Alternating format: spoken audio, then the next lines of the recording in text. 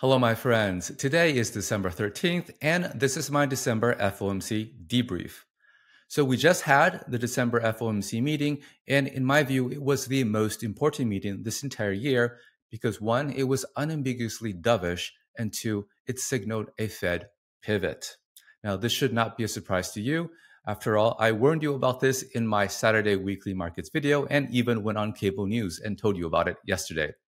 But before we dive into what happened at the meeting today, let's level set a little bit. So, the last Fed meeting, Chair Powell was pondering whether or not rates were sufficiently restrictive. He knew that he had hiked rates a lot. He knew that rates were slowing the economy down, but he didn't know if it was high enough. So, that's what he was thinking.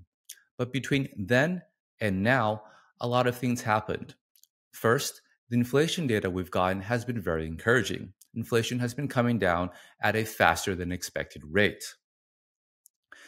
Also, we got some very important Fed speak. So, Governor Waller, who has been doing a good job and has been a noted hawk, expressed openness to cutting interest rates because inflation had come down, not because the economy is in any trouble, but simply to reflect that inflation has come down. So, we would cut rates a little bit so that interest rates would not be too restrictive, so that we wouldn't over tighten. So, the last Fed meeting, the markets were pricing in basically, higher for longer, no rate cuts until maybe the second half of next year. And between then and today, the market has basically did a huge shift and is priced and went into this Fed meeting aggressively pricing in a lot of Fed cuts, as many as 5. So this Fed meeting, being a December meeting, was also special in that we got quarterly dot plots. The dot plot is basically the Fed's way of communicating how different people on the FOMC are thinking. So the dot plot, so every FOMC member basically expresses in the dot plot where they think inflation, unemployment, and the interest rate policy will be in the coming years. And when you look at the dot plot, you can get a sense as to what the committee as a whole is thinking. People usually focus on the median. The last time we got a dot plot was in September. And at that point, the median dot plot was showing that we would have 2 rate cuts next year in 2024. So there was a lot of interest going into today's meeting as to what the December dot plots would show. Would it show a big shift? Okay, finally we're caught up, and now let's talk about what actually happened today. Let's start with the dot plots. So the dot plots were unambiguously dovish. They were dovish in a couple ways. First, of course, noting that inflation has been coming down faster than expected, it seems like a lot of people on the FOMC adjusted their rate cut expectations. Last time in September, the median expectation was 2 cuts next year. Now, December dot plot is showing 3 cuts next year. So again, that is a lot more dovish than it was the last meeting. Now, the second thing that I thought was noteworthy about this the dot plot was that the committee seems to have slightly changed its view on R star. So R star basically is where the Fed thinks the long-term interest rates will be. It has to do with their view on the structure of the U.S. economy. Over the past couple years, we've had significant inflation, and even though we raised rates, it didn't seem to go away. And so there was kind of an increasing number of people on the FOMC that were thinking that maybe something has structurally changed in the economy such that in order to get to 2% inflation, we're going to have to keep rates structurally higher. So that is to say, the long run neutral rate for the federal funds rate, for the Fed's policy rate, would be higher going forward than in the past.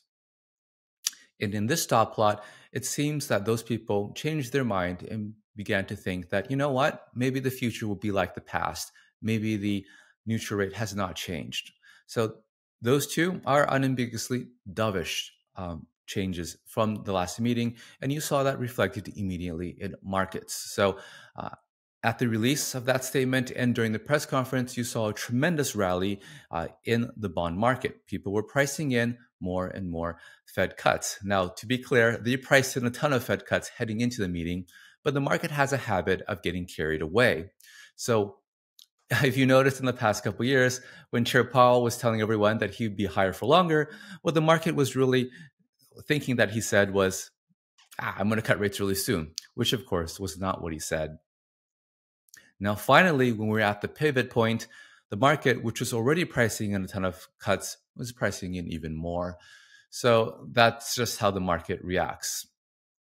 Okay, so that's the first thing that was noteworthy to me. The second thing was during the press conference, Chair Powell basically all but acknowledged that the pivot is in. So remember, last meeting, he was talking about whether or not rates were sufficiently restrictive.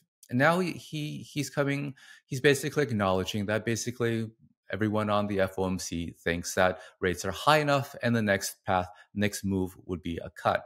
Now, he's not going to come out and say that. He's going to say that, if things change, we're still open to hiking rates. But it's pretty clear from his language, which we'll hear now, how high to raise the policy rate. And that's really the question that we're still on here.